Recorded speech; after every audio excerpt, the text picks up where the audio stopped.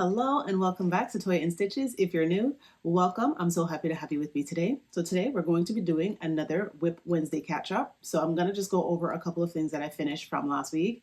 And then I'm going to be talking about the very first cardigan I made. If you were with me last week, you know I mentioned that I'm going to be recreating the very first cardigan that I made in a tutorial. But what I'm going to be doing today is just kind of telling you how it came about, what that process was like for me, and how that is sort of what brought me to doing tutorials on YouTube. So we're going to talk about that. But before I dive into that, I'm going to show you a couple of things that I finished from last week. So when we spoke, I was doing a couple of scarves, and I was also working on the first project from the Hobie Advent Calendar. So this is the completed project from the Advent Calendar. This is called the Winter Berry Beanie, and it was designed by Tony from Teal Yarn Crafts. And it's very, very cute. The yarn is so soft and squishy. I'm like, let's put it on just so we can see how it fits. It's super cute. It's a little small because I have braids in, but I absolutely love it. And it's definitely something I'm going to be making again. I don't do Tunisian crochet very often, but I did quite like this. I did quite like the process of it. I like the little, because at the very beginning of the hat, we do like the honeycomb stitch, and then we go into Tunisian knit, and then we just make a little pom-pom, and it's worked flat, and then you just seam it in the back. So that's the back there, you seam it together, and it was really easy, didn't take me too long, so I did quite enjoy that, and that's definitely something that I would make again. I think you can now get the pattern for free on Hobie's website, so you could probably just pop over there and check that out. And then also, the two scarves I was working on, the Divine scarves, I finished them. So this is one finished one, and this is it folded in half because it's huge. And then I added the fringe. I still have to steam the fringe because some of the yarn is still a little curled up. So that is one I got done, and then the other one, this is it.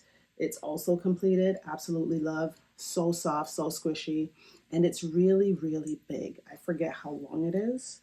Like, I don't know if you can see all of that. Like, it's a really, really huge scarf, simple stitch, offset, half double crochet. So really easy to work mindlessly as you're watching TV and doing all those things.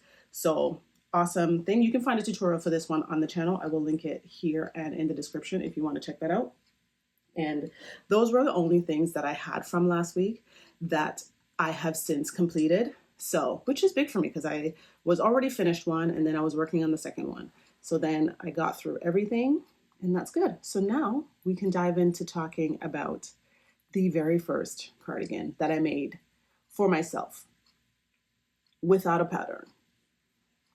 And it was quite an adventure. It definitely was. So this is it. I'm going to put it on for you. And I will also post a picture. I'll add a picture somewhere of when I just finished it. And man, oh man, this was quite an adventure. So I'm going to put it on for you, and I will be right back. Okay, I am back, and it is so cozy still after so many years. I finished it in 2021. It was started in 2020, so it took about, I don't know, like 4 to 6 months to complete. And every time I wear it, I get endless compliments on this. The yarn that I used is the Lion Brand Mandala Ombre in the color Zen. I'm pretty sure it is still available.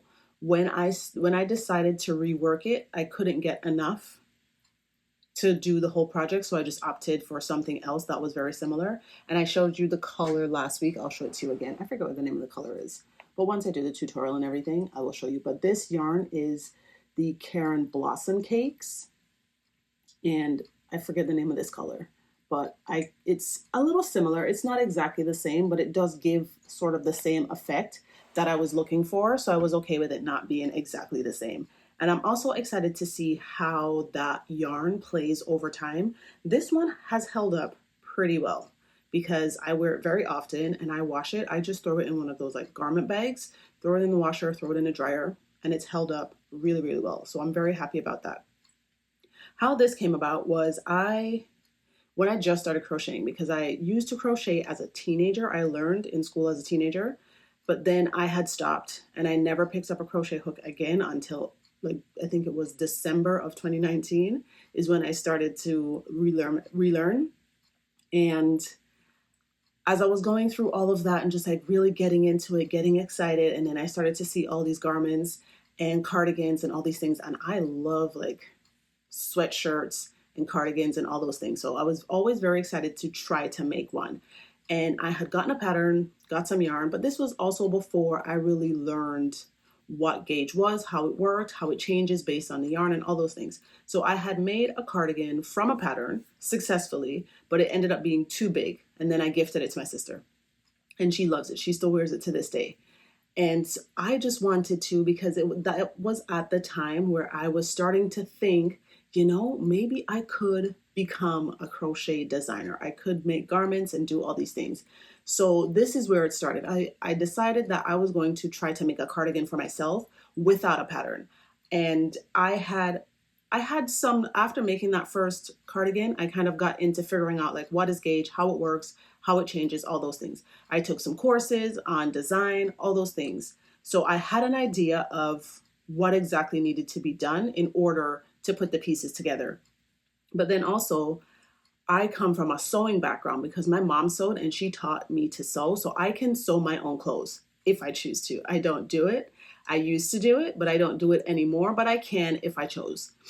So I understand garment construction, which worked in my favor.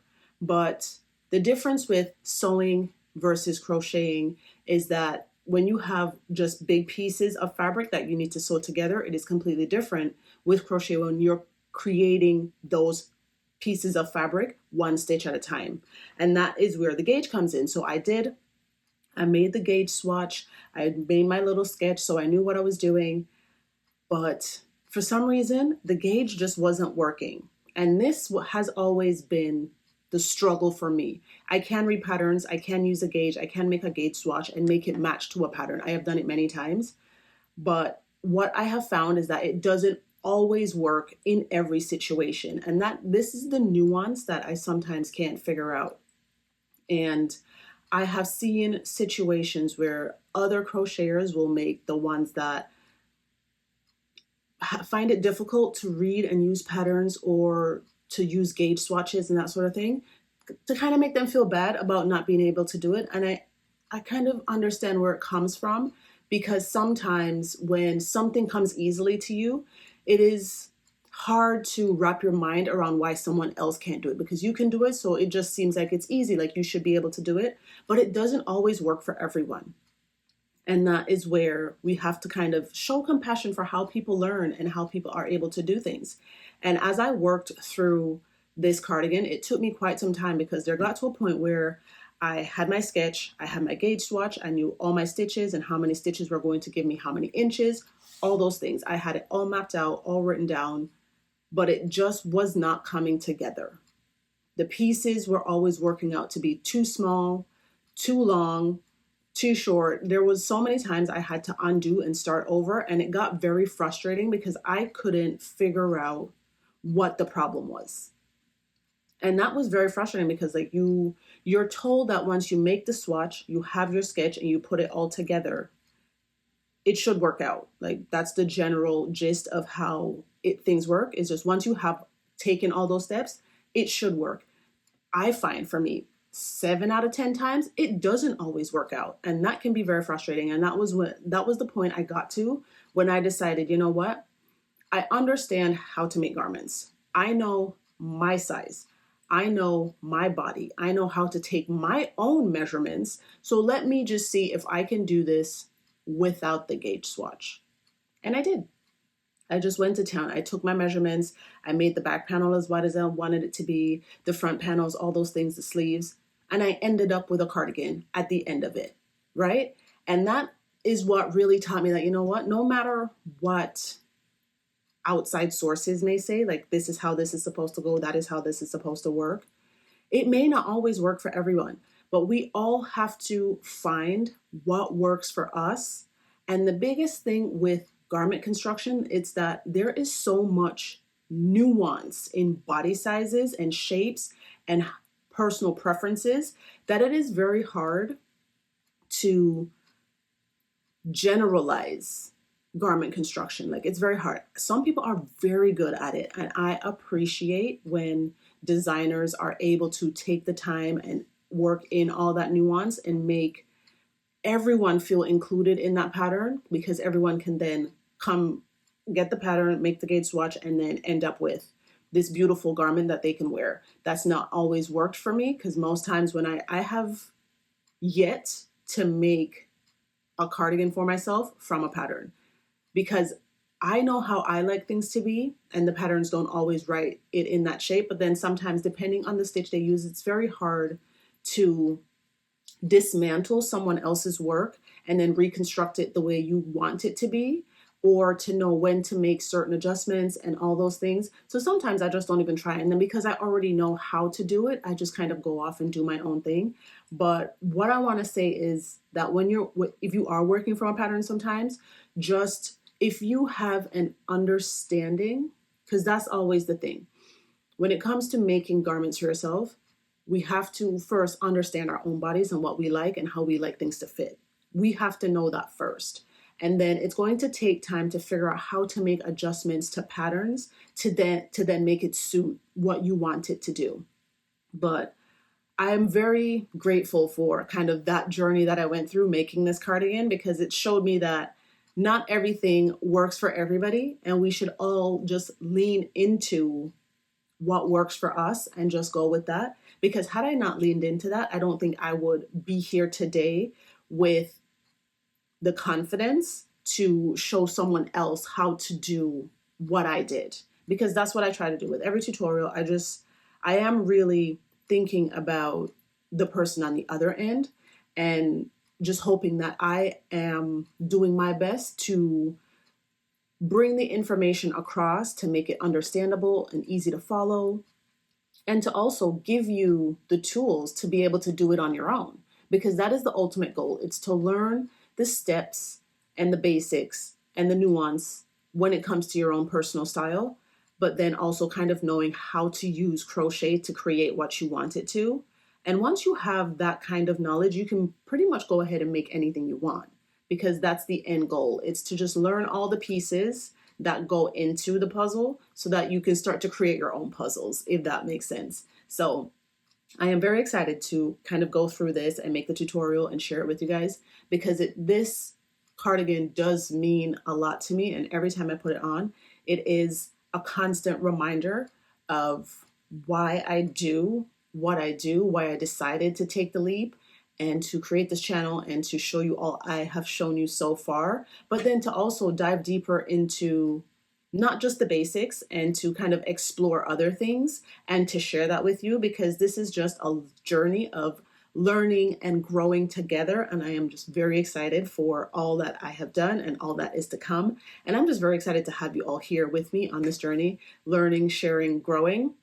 And we're just going to see, what comes of it. So I am so excited to share that tutorial with you. And I'm very happy that you joined me here today. I was very happy to share the story of this cardigan with you. I hope you did enjoy having a little chat with me today. If you did, please give the video a thumbs up. And if you are not subscribed, please subscribe to the channel so you can see all that I do in the future.